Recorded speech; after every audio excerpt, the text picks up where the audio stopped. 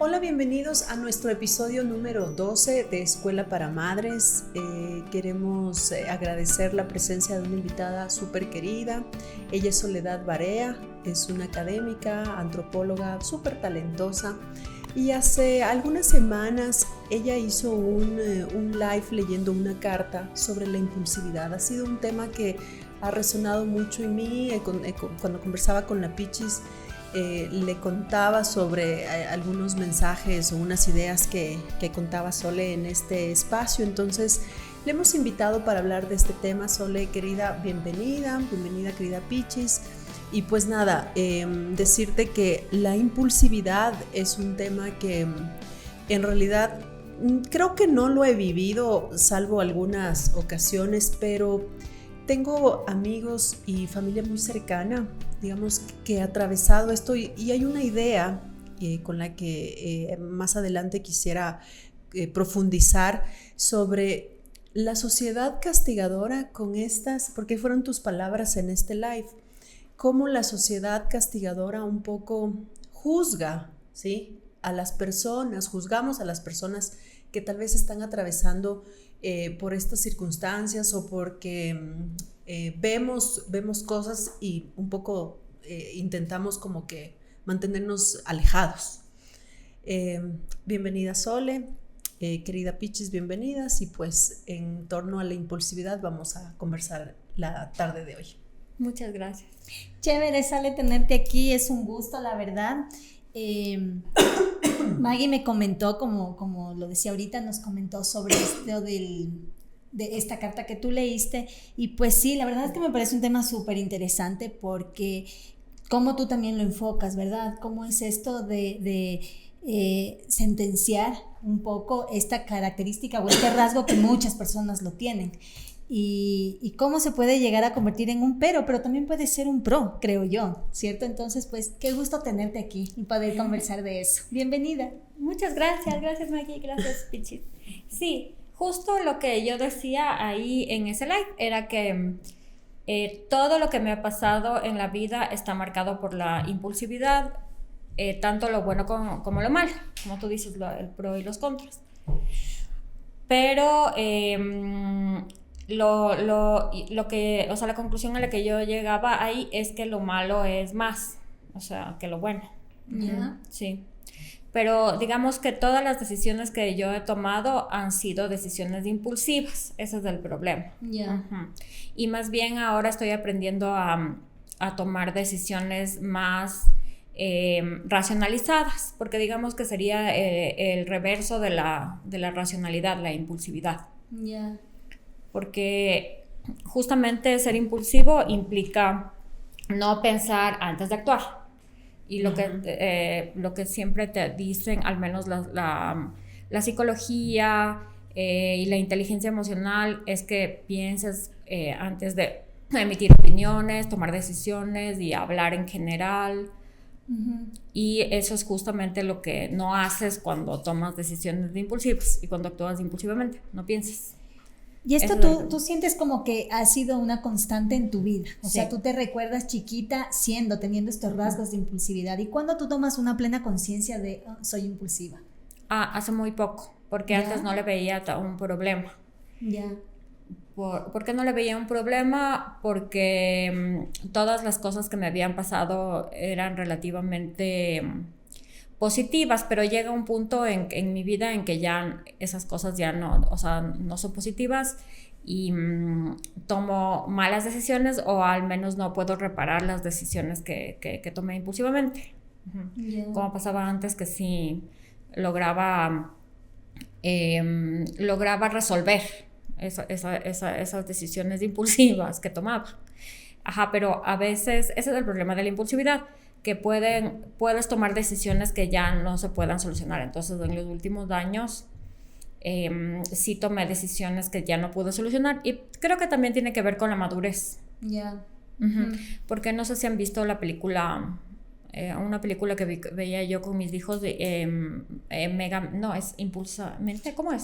Intensamente. Intensamente. No sé si se acuerdan de la mente de la comparación de la mente de la niña y de la mamá. Ya. Entonces los sentimientos de la mamá eran como maduros. No sé si se acuerdan de esa escena. Ya, sí. Los de la niña no. Entonces también es una cuestión de madurez. Yo creo que también es una cuestión de madurez. Sole, esto de pensarlo todo que dices es lo opuesto, ¿no? Que si yo en cambio como que transito en esa personalidad de pensarlo, de pensar antes de decir, de pensar antes de actuar, pero también al extremo, que también resulta ser un problema, porque lo pienso tanto muchas veces que postergo, lo pienso tanto que después me frustro de que no hice porque me pasé pensando, o sea, debía hacerlo, o sea, mi mente transita mucho de debía hacerlo, ¿por qué no lo hice?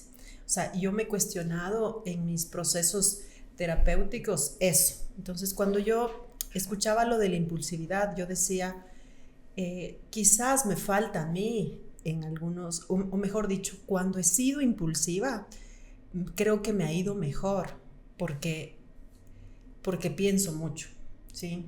Y porque creo que la impulsividad a veces que podemos ver también, como hace un momento te planteaba la Pichis, de hay cosas buenas, hay cosas malas. Creo que el extremo siempre va a ser malo en todo, pero me quedé con esta idea de a mí me hace falta la impulsividad, ¿sí? Como para equilibrar la vida también, mis decisiones, las cosas que digo, porque cuando me lanzo, ¿sí?, en actos impulsivos, cuando yo me pongo en la evaluación digo, claro, ya me lancé, ya me atreví, ya me arriesgué. Y en estas cosas que me las pasé pensando mucho tiempo, muchos años de la vida, me quedé ahí solamente en pensar. Y creo que ese desgaste del sobrepensar las cosas también hallé una destrucción, ¿sí? O sea, como que o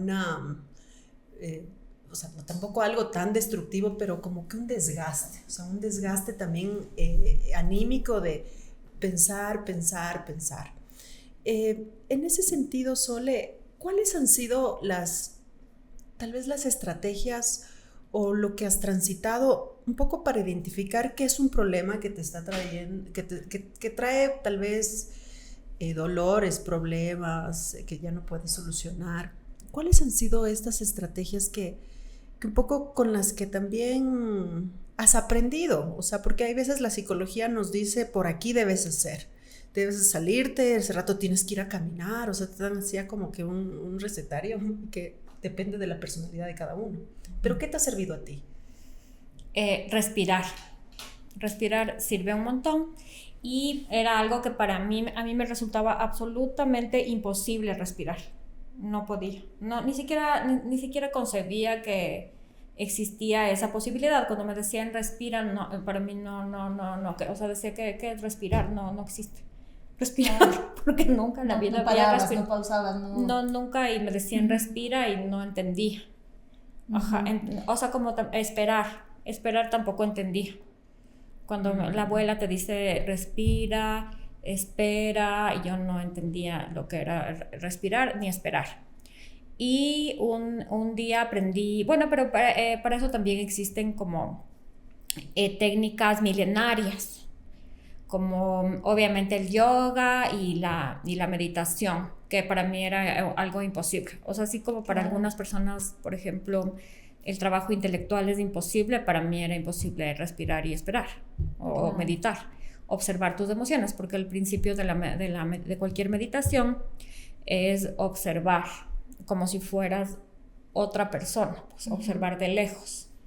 Yo estaba escuchando también tu episodio 1 de tu podcast, La Loca de la Casa, por cierto, que está muy interesante, estaba escuchándolo, y me llamó la atención que tú ahí hablabas sobre esto porque tú ahí estabas contando un poco estas reacciones que tú tenías muy impulsivas, de que cuando las cosas no estaban resultando, tendías mucho a llorar o a gritar, y te traía pues consecuencias ya con tu entorno, ¿no?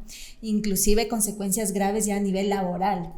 Y tú ahí mencionabas una estrategia que me pareció súper interesante, esto de disociar, Sí, cuéntanos un poquito. Esa fue muy criticada, te cuento. ¿A ti te ver, gustó? A mí me gustó. Es que a mí me me gustó porque criticaron. a mí, ¿sabes qué? Yo siento que yo tengo esa tendencia. O sea, a mí me dicen mucho que yo me salgo así del problemilla y ya. Y vuelvo cuando Confirmo ya de está. las dos.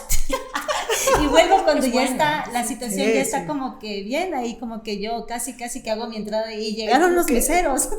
Como que reconectas ese rato, así Sí. como que sí. Como que, sí. ya se resolvió. Sí. Sí, Entonces, para mí eso fue un descubrimiento, porque yo no podía, Ya. tampoco concebía.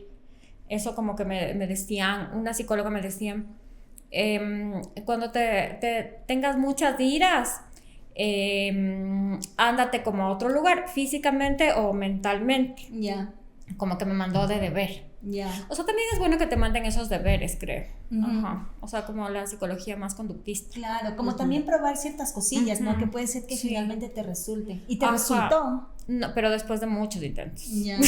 De que hice mucho, como que cometí muchos errores.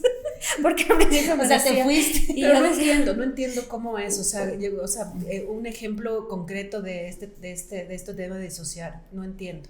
O sea, que te mueres de la... Es que llega... A mí lo que me pasa es que tengo iras. Ya. Ujú, porque pasa determinada situación. Entonces tienes muchas iras y obviamente no puedes controlar las iras y reacciones. ya. Ujú. Una de las reacciones puede ser llorar. Llorar. Claro que es inmaduro también, así llorar, gritar, pelear. Como que dices, no, esto no es justo. Por ejemplo, algo te parece injusto.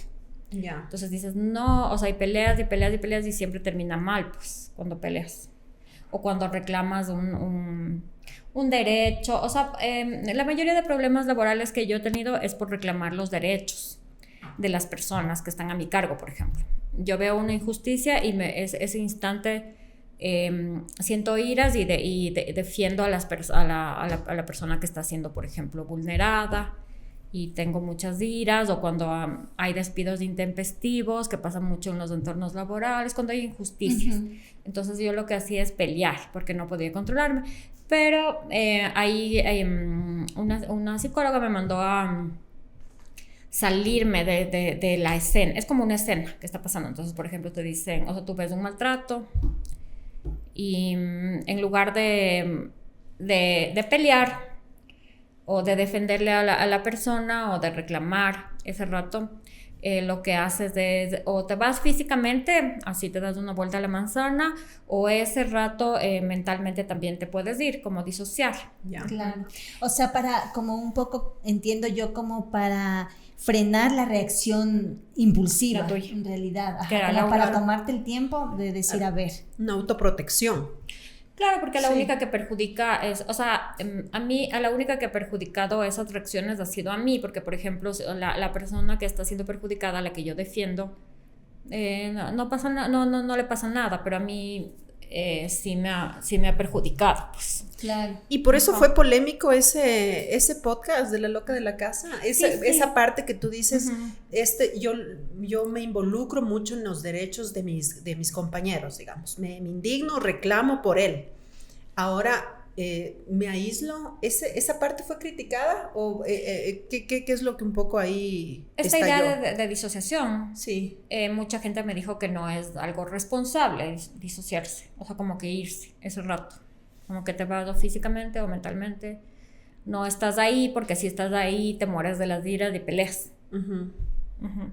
Pero me dijeron que no, que, o sea, en términos profesionales tú deberías de estar ahí presente, pues, o no irte. ¿Y a eso te refieres con tal vez que la sociedad ha sido castigadora? Eso quisiera un poco que lo desarrolles, Orly. ¿Cómo sientes tú que te ha castigado la sociedad, digamos, por esto? He perdido muchos trabajos yo, sino que como claro, por otro lado tengo esta capacidad de recuperarme, de restablecerme, de conseguir otro trabajo, entonces no me ha perjudicado absolutamente, pero sí en el plano laboral no he logrado adaptarme pues a la sociedad. No he logrado adaptarme. Entonces siempre, o sea, desde niña. La primera vez fue porque era profe de un colegio Y ahí yo descubrí, es que es eso, ¿no? Cuando te indignan las injusticias. Entonces ahí descubrí que, por ejemplo, el dueño era un acosador, era acosador sexual, pero esto hace 20 años, más de 20 años, 23, porque yo tenía como 22, sí, unos 24 años. Tampoco estaba tipificado muchos artículos sobre violencia, no teníamos la nueva constitución, o sea, no estaba tipificado. Y este dueño del colegio, les acosaba a las alumnas. Entonces, obviamente, ya me tocó el turno, porque además yo era una niña, casi de la edad de las alumnas, ellas tenían 17, yo que sé, la mayor 17, yo tenía 22. Entonces el tipo como que quiso acosarme a mí y yo le mandé al diablo, pero no solo le mandé al diablo, sino que le dije que él era un acosador con las alumnas y con todo, y que, o sea, y le grité. Y entonces ese me acuerdo que fue el primer trabajo que perdí.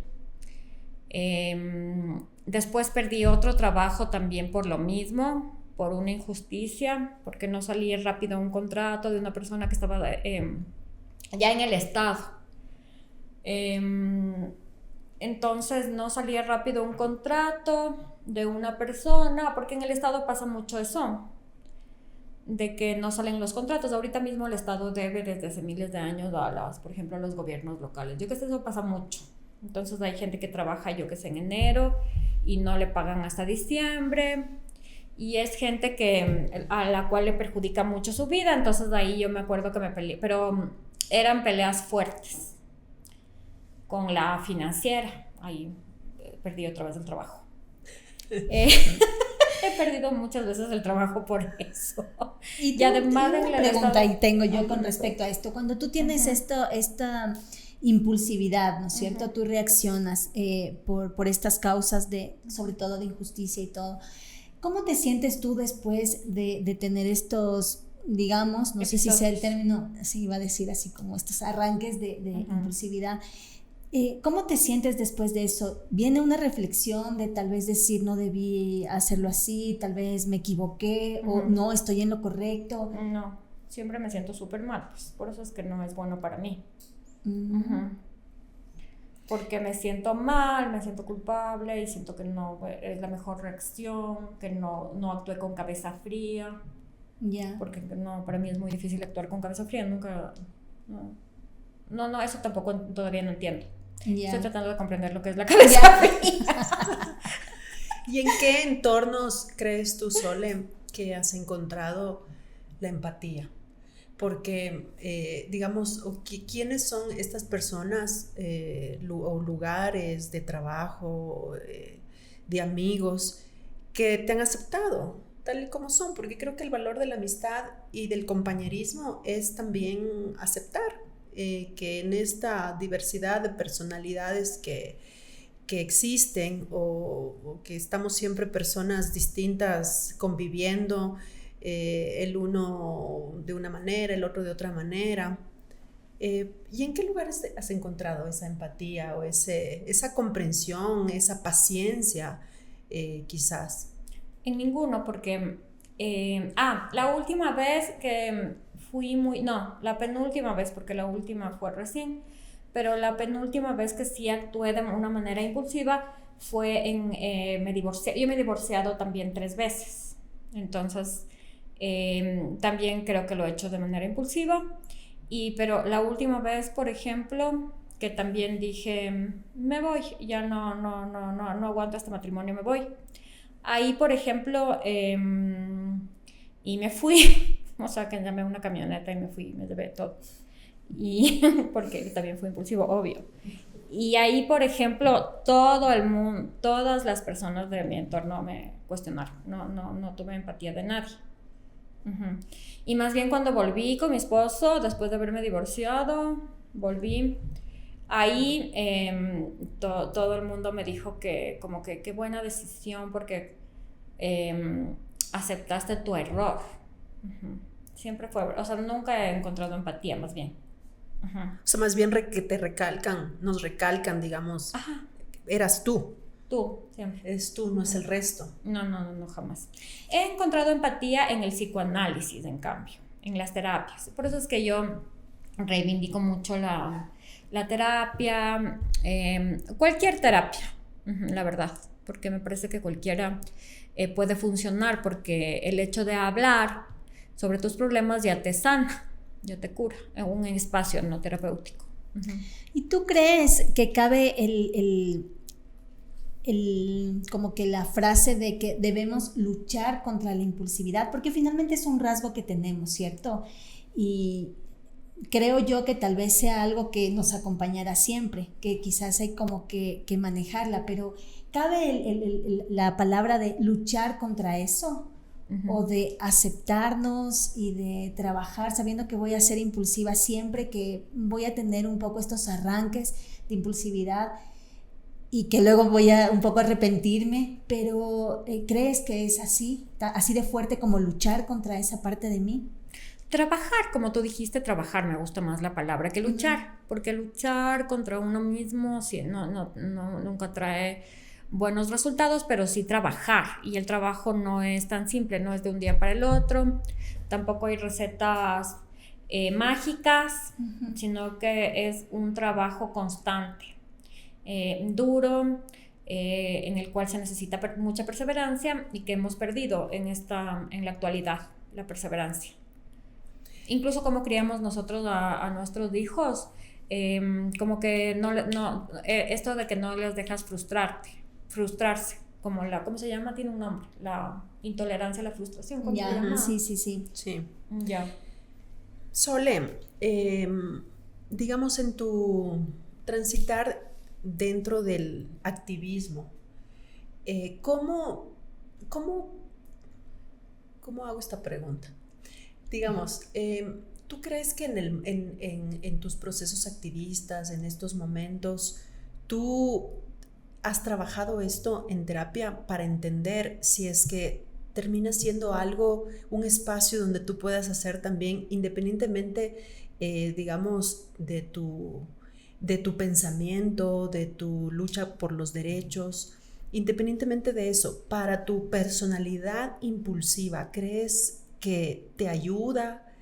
¿Crees que ahí tú de alguna manera es un espacio donde tú haces catarsis, donde tú de alguna manera te aceptas porque estás en una actividad de rechazo del sistema, de crítica, de lucha?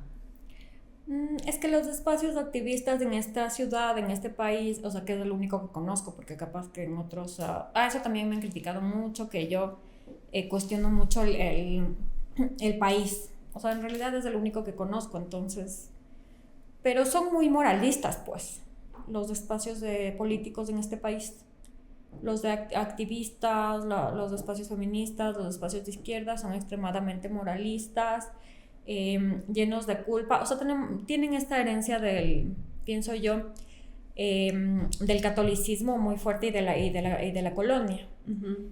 No son espacios de liberación ni de empatía, no, para nada. Te juzgan desde otro lado.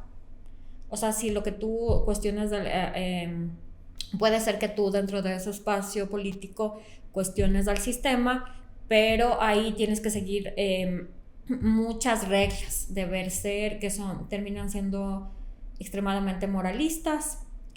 Se parecen a las sectas en las que yo he estado, entonces tampoco es que son espacios de liberación, porque hay muchas normas. Yo pienso que el espacio de liberación por excelencia es el arte. Yo pienso que esta es digamos, el lugar si se quiere, de empatía, de catarsis, de libertad. Sí. Porque además siento yo también que la impulsividad puede estar muy ligada a la creatividad, sí, ¿cierto? Está totalmente ligada. Es como que te deja también ser ahí. Sí, ese ha sido lo positivo en mi caso, de ser impulsivo, que la creación. Que como que yo tengo algo en una intuición o algo en la cabeza que quiero que crear y lo hago, y lo he hecho. Claro. ¿Eso te ha pasado con tus libros, con tus publicaciones, Sole? Yo quisiera conversar de tu última publicación, del libro que escribes y que en el que un poco recorres la vida de tu padre y también la psicología de que tu papá era psiquiatra. Cuéntanos de eso y también del proyecto en el que estás, y precisamente es de salud mental. Sí, claro, siempre he estado de alguna manera vinculada a la salud mental desde que nací, porque obviamente mi papá era psiquiatra y pienso que siempre vi el ejercicio de su profesión desde muy niña. Luego, obviamente ya, bueno, desde que se murió mi papi siempre estuvieron su pensamiento, sus libros, y todo alrededor, su memoria, porque mis tíos, el Miguel, mis tíos, la Celia, el Pablo, la Gloria, siempre me hablaron de él, entonces siempre fue algo que estaba presente en mi vida. Nunca quise estudiar psicología, obviamente, porque siempre pensé que yo tenía problemas como de salud mental, a pesar de que me han dicho que los psicólogos, casi todos los psicólogos tienen problemas de salud mental. O sea, creo que todos tenemos. Todos. Ajá, o sea, así que si cualquier persona va al psicólogo, al psiquiatra, te van a diagnosticar algo. O sea, de hecho, o sea, las personas más normales se supone que son neuróticas. No, aparte que hay la ansiedad, el pánico, el miedo extremo, lo hemos atravesado todos y eso está dentro de las situaciones mentales, de salud mental, así que, ok, y de lo del libro estabas contando el libro de tu papá. Ya, entonces yo siempre le escribí cosas a mi papi. Siempre le escribí cosas a mi papi. Era con la persona con la que yo me desahogaba. Ayer no sé si vieron esta película Persepolis. No. Persepolis. Bueno, ya. Es de... Bueno, es una película hecha en el formato de cómic sobre las mujeres, sobre la situación de las mujeres en Irán, pero la cosa es que la niña en la que se basa la película habla todo el tiempo con un dios, con un ser superior. Entonces yo pienso que eso siempre me pasó a mí con mi papi. Entonces yo siempre como que hablaba con él, también por toda nuestra creencia en el más allá y en que la vida después de la muerte y todo eso. Entonces y siempre le escribía cartas o frases o lo que fuere. Y justo cuando cumplí 40 años, o sea, hace 5 años, en el 2019, esto me ocurrió de una manera más fuerte, porque me comencé a preguntarme quién era mi papá, qué hizo, por qué se murió, muchos interrogantes. No sé por qué, creo que es parte de la crisis de esta que te da a los 40. A los 40. Confirmo.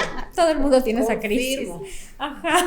Sí, todo el mundo tiene esa crisis de alguna manera. Sí. Entonces ahí yo tuve esa crisis de identidad. ¿Qué edad tenías cuando murió tu papi? 10. Entonces como que tuve esa crisis de identidad y comencé a investigar, porque además yo soy investigadora, y decidí investigar todo lo que había pasado con mi papi y comencé con la fundación. Ahí pedí las actas de la fundación, conversé con los amigos, y lo que me pasó hace 5 años es que nadie me quería hablar de mi papi, nadie. Fue extraño, no sé por qué. Ni los amigos, ni mi mamá, ni mis hermanos, ni mis tíos, o sea, nadie me quería hablar o sea, sí me habían hablado durante toda mi vida de alguna manera, pero así, cuando yo les pregunté como investigadora, nadie me quería hablar de mi papá.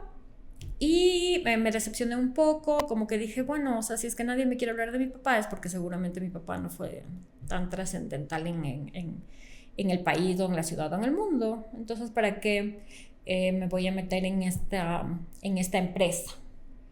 Y ahí lo que hice fue escribir una ficción. Escribí una ficción, o sea, el proyecto era una novela,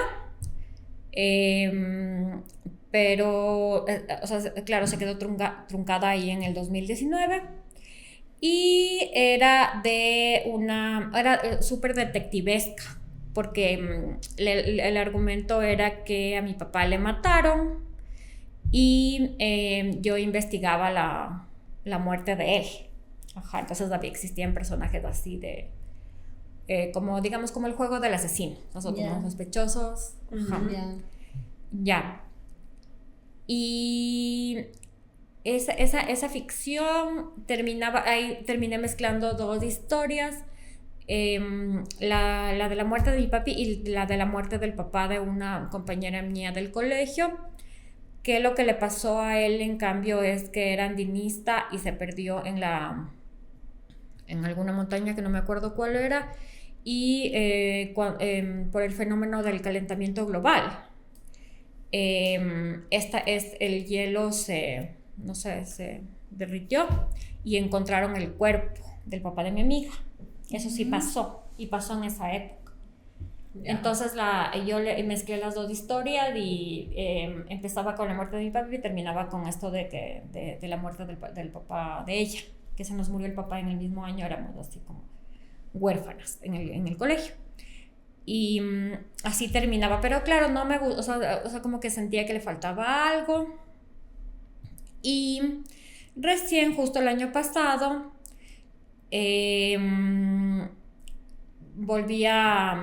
retomé el proyecto y ahí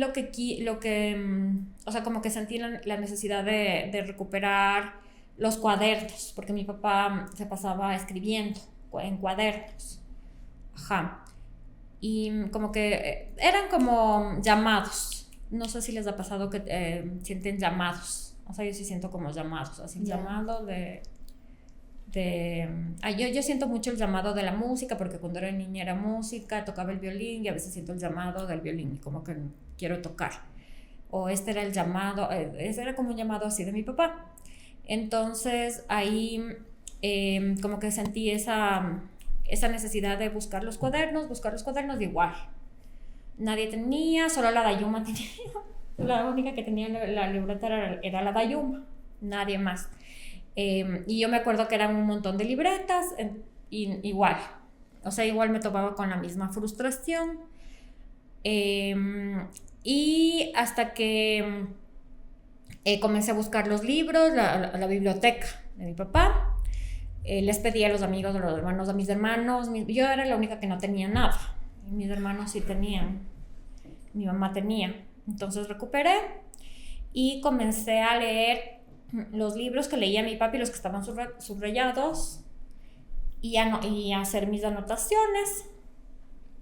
Entonces, luego de eso, uní las dos historias, esta ficción y estas anotaciones que hice de los libros subrayados de mi papá y de la única libreta que era la que tenía la Dayuma. Y un día dije, y ahí les entrevisté, encontré gente que sí me quiso dar entrevistas, que eran los amigos de él, así como uno de los mejores amigos y la esposa, que eran un médico y una psicoanalista, y otros alumnos también. Entonces como que se abrió eso de que la gente tal vez ya habían pasado muchos años y la gente ya quiso que la entreviste, y les entrevisté, me dieron las entrevistas, y ahí lo que hice fue fusionar las tres cosas de la ficción. Obviamente ya le quité la historia del papá de mi amiga, las anotaciones que tenía de los libros y las entrevistas que sí me dieron los amigos. Y la última entrevista que hice fue, también les entrevisté un poco a mis tíos, más o menos, no sé mucho de esas entrevistas, pero la última que le entrevisté fue a mi mamá. Y esa entrevista sí fue muy dura, entonces ahí decidí porque esa entrevista sí fue dura, porque era la primera vez que hablábamos de la muerte de mi papi, porque yo le comencé a contar todo lo que tenía. Entonces le dije, tengo esto. También investigué archivos de la universidad. Hice una investigación sobre todo lo que había de mi papi. Y lo que hice fue corroborar todo con mi mamá, con la memoria de mi mamá. Y esa entrevista sí fue bien dura. Y ahí decidí ya concluir. Cerrar ese Sí. Ese proyecto. Y entre los hallazgos, Sole, ¿has encontrado algo respecto a la impulsividad? ¿Algo que tu padre haya investigado? ¿Algo que él haya manifestado? ¿Que hayas conectado con esa información? No sé, o sea, por lo que me han contado que él también, o sea, no era necesariamente impulsivo como yo, pero sí... No, desde el conocimiento profesional me refería. Desde el conocimiento profesional. La ansiedad. Ajá. Porque yo pienso que finalmente la impulsividad es como el resultado de la ansiedad. Así es. Sí, y de los pensamientos obsesivos compulsivos también. Ajá. Pero nada en concreto. Sole, cuando hablabas del libro de tu padre en una entrevista que compartiste en un enlace, te hicieron una entrevista y hay algo que me llamó la atención. Fuiste súper crítica con todos los libros, los podcasts de autoayuda, dijiste que los coaches son unos charlatanes.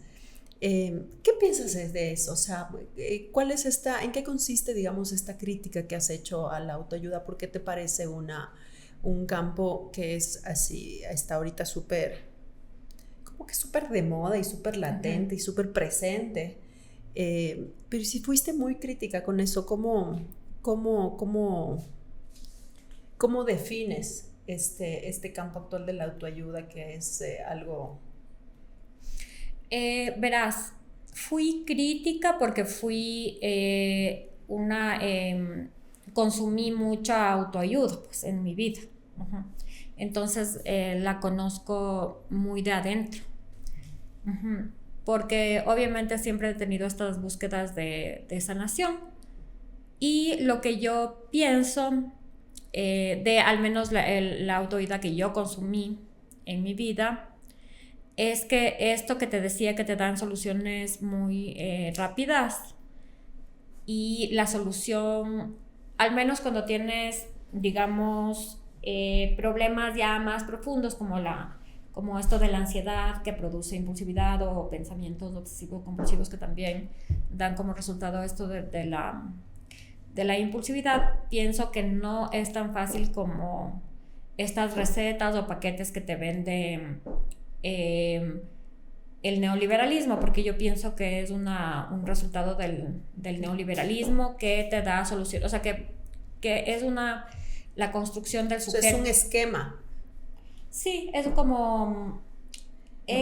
o sea, tú no solo es económico, es la construcción de un individuo con ciertas características. Una de las características, obviamente, y la principal, es la producción. Producir, tener dinero para consumir. Entonces, dentro de todo el mercado está el mercado de la autoayuda, y si tú ves, porque yo tengo muchos libros de autoayuda que yo he comprado y que yo he seguido hasta ahora, leo, porque a veces sí pienso que eso me va a ayudar, pero si tú lees, la conclusión casi siempre es convertirte en un ser productivo al sistema. Y no necesariamente tienes que ser productivo. Por ejemplo, cuando estás deprimido o cuando estás triste, no necesariamente eres igual de productivo que cuando estás equilibrado. Y lo que te dicen, si te pones a ver la constante de estos libros, de esta literatura de autoayuda, es que tú te convenzas a ti mismo de que estás bien para poder trabajar, para poder producir, y finalmente para entrar en esta maquinaria que lo que hace es explotarte, pues. Eso es lo que yo pienso en el fondo, ¿no? A pesar de que sí he consumido todas las... o sea, he leído miles de libros de autoayuda. Recién el último que salió es de Odio la resiliencia, que le quiero leer, porque finalmente, claro, te dicen que seas resiliente porque las grandes empresas necesitan que tú seas un ser absolutamente productivo, porque si no, si estás triste, si estás deprimido, si piensas en ti mismo, o si tomas el camino de la meditación de otras culturas, que no necesariamente es de esta capitalista occidental, te entregas a un camino a un camino de meditación, de crecimiento. El capitalismo lamentablemente no te permite mucho eso, y yo soy una esclava, yo paso trabajando todo el tiempo, soy trabajólica, y pienso que esa es una enfermedad creo que es una enfermedad del capitalismo. O sea, no tampoco conozco otro sistema promovido. Creo que no hay otro sistema mejor tampoco. No creo que el capitalismo sea el peor de los sistemas, creo que es el más evolucionado. Pero una de las características del capitalismo y del neoliberalismo es esto de la productividad y que tienes que estar bien. O sea, el extremo de esto son las pastillas, verás. Las pastillas psiquiátricas. En Estados Unidos, creo que un gran porcentaje de la población, que digamos que es el emblema del capitalismo, un porcentaje súper alto de la población consume ansiolíticos. Hay incluso un libro que se llama La Nación Prozac, que es, que ahí te explica cómo finalmente al estar dopado, tú eres más productivo. O sea, finalmente eso es lo que pasa, porque tú no puedes tomarte un día en un sistema capitalismo de producir. Tú no puedes tomarte un día para pensar que estás triste, o que tienes un problema, o que tienes que resolver, o no te puedes tomar tampoco un día para cultivar una amistad. O sea, si te pones a ver cómo era nuestro país, o sea, nosotros cómo éramos así psicológicamente hace 30 años, teníamos digamos más, se cultivaban las amistades, se tomaba el té de la tarde, existían espacios de conversación. Claro. Ahorita tienes que pedir, por ejemplo, cita si te quieres ver con una amiga, a menos que como ustedes trabajan juntas, supongo que se ven más. Pero, por ejemplo, no tienes espacios de cultivar la amistad porque trabajas todo el día. Al menos yo trabajo todo el día. Y pensando, ¿no?, en todo esto, que wow, qué fuerte el tema, pienso en aquellos niños o jóvenes que están descubriendo también este rasgo en ellos, ¿no?, de ser impulsivos y de no quererlo tampoco ver como, porque finalmente sí es un rasgo que tengo yo de personalidad, como muchos otros, y va a acompañarme, y no quiero deshacerme de algo que es mío. ¿Cómo tú qué consejo le podrías dar para que también sea algo, una cuestión de soy así y también me acepto de esa manera? Y algún consejo que tú, desde tu propia experiencia, siendo tan impulsiva y habiendo transitado un camino en el que te han pasado cosas, tú dices, he tomado decisiones equivocadas, he tenido que enfrentar esas consecuencias, y aquellos que están empezando y están descubriendo y diciendo, Dios mío, ¿qué es esto? Que no puedo parar. ¿Qué tú les podrías decir? Esto del camino de la respiración, del pensamiento, que creo que también es cultural. Creo que no nos enseñan, y capaz sí sería importante que en las escuelas enseñen a los niños y a las niñas yoga, meditación. No está en el plan, no estas técnicas que les puedan permitir canalizar. Claro. Sí, y que sí hay en otros países. Sí. O sea, digamos, en otros países sí son parte del currículo, o en otro tipo de educación. Y nuestra educación, obviamente, que también está marcada por el neoliberalismo, es producir. Lo más importante, o sea, las materias más importantes siguen siendo las mismas, ¿no? Matemáticas, lenguaje, sociales, idiomas, naturales. Sí. Pero no existe en el currículo, por ejemplo, el desarrollo personal, inteligencia, manejo del cuerpo, manejo de las emociones, totalmente de acuerdo. Que están súper ligadas al cuerpo, ¿verdad? Las emociones, pero no existe. O sea, existe producir, sentarse 8 horas a... Notas, calificaciones, rendimiento, abanderados, o sea, el sistema... Y la cabeza. Sí. El sistema está dado para eso, lamentablemente. Sole, y de acuerdo a la experiencia, ¿tú cómo compartes esta información y estas experiencias con tus hijos? O sea, ¿cómo lo has manejado con ellos? O sea, abriéndote, contándoles, o tal vez educándoles de una manera distinta para que tal vez no estén tan encapsulados en este sistema. Es decir, vean, sí se puede perder el año, sí se puede quedarse un supletorio, sí podemos. O sea, el sistema nos genera mucha culpa desde chiquitos porque tenemos una mala nota, porque tenemos un comportamiento tal. Entonces, desde chiquitos estamos como que la culpa, no tengo que ser de esta manera, esto no es lo correcto, más me voy por aquí, como... Pero ¿cómo has manejado esto con tus hijos, también con tus alumnos, si es que has compartido esto? Porque creo que esto en adultez, creo que también somos llamados para esto. Es decir, vean, uno cree que cagarla es malo, ¿sí? Que debemos mantener como que siempre esta linealidad y no, o sea, ¿y cómo? Es que todo iba bien, porque tengo 3 hijos y todo iba bien con el primero y el segundo, pero sabes que el tercero sí se parece un montón a mí. Y yo también, supongo que tiene que ser algo genético también. De ley tiene que ver con lo... Sí. O sea, me doy cuenta con mi tercer hijo. Porque con el primero y el segundo sí me resultaba todo esto de que respiren, que piensen, que vayan a correr, yo qué sé, pero mi hijo chiquito sí, el más chiquito que tiene 7 años, sí es impulsivo y ahí sí me doy cuenta que le cuesta muchísimo más que a los otros y que a veces no lo puede controlar y yo me veo tan reflejada en él, claro, que ya ahí es bien difícil ayudarle. Entonces ahí más bien el papá pues que ahí interviene, porque él es lo contrario de mí, mi esposo. El papá de mi hijo chiquito es justamente lo contrario, o sea, es una persona a cabeza fría, piensa antes de actuar, así. Pero mi hijo chiquito es súper parecido a mí. Pero también es obsesivo con lo que hace. Entonces él es futbolista y es obsesionado con el fútbol. Entonces, y con el mayor, que es, digamos, ¿quién más te conoce en la vida? El Juli, o sea, ¿cómo te has abierto también con él? ¿Has aprendido de él o él ha aprendido de ti en este transitar? Es que el Juli es súper zen. Y yo creo que él ya nació así. Siempre fue zen.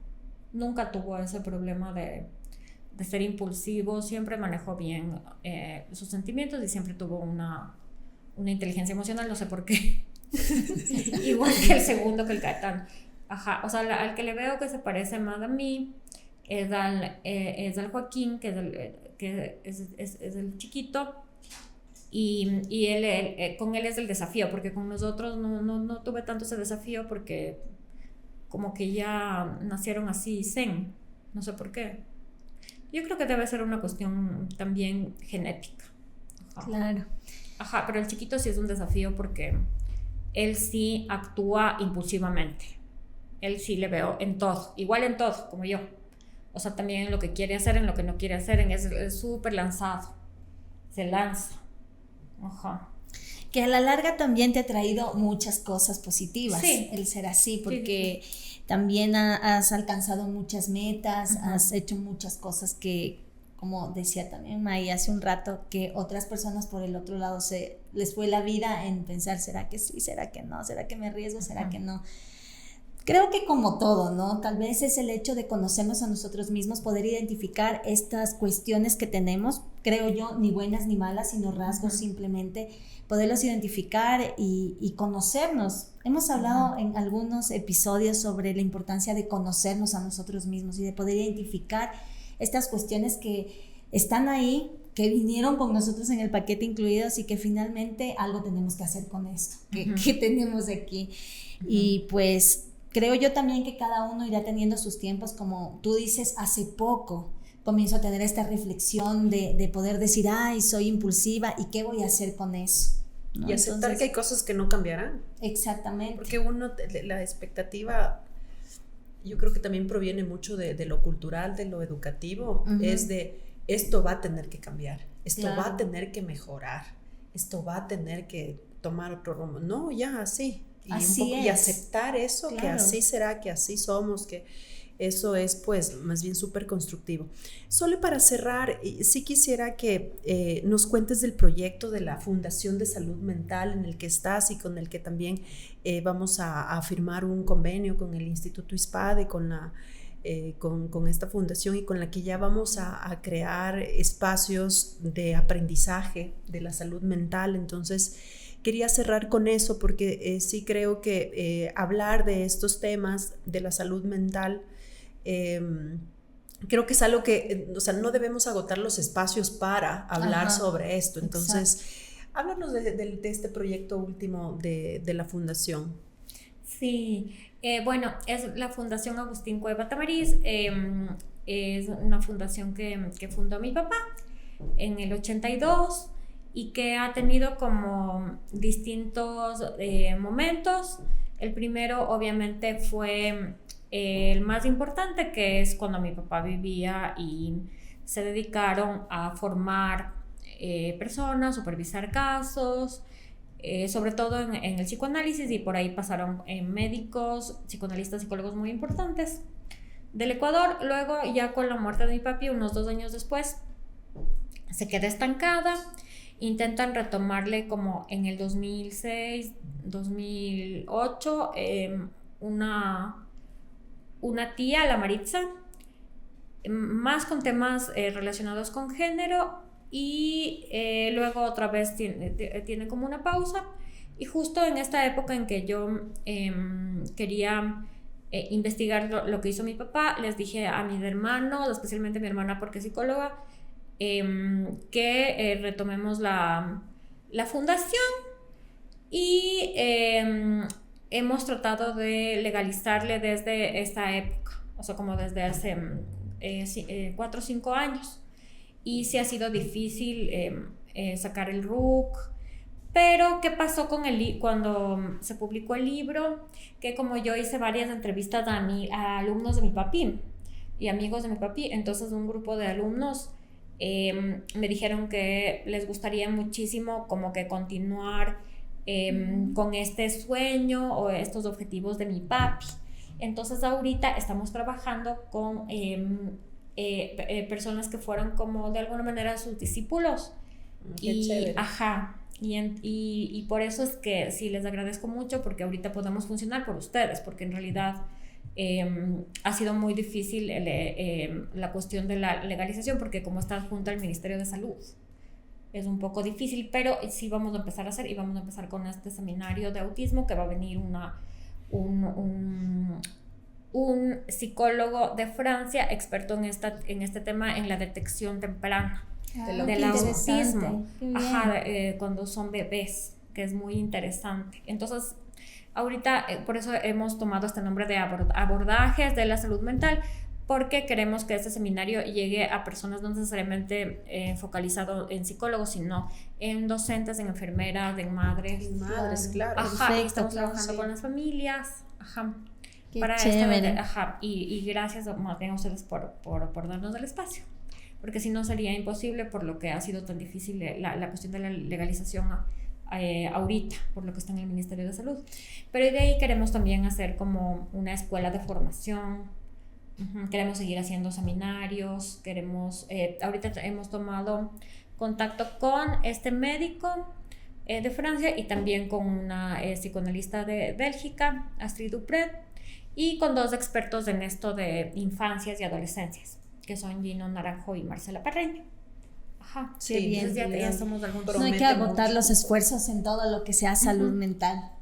Eso es súper importante. Así es. Bueno, querida Sole, te queremos agradecer muchísimo por estar el día de hoy en Escuela para Madres. La verdad es que ha sido todo un privilegio conversar contigo, conocerte más, hablar sobre un poco lo que vivimos, lo que atravesamos, lo que sentimos, lo que pensamos, que es un poco el objetivo de este espacio.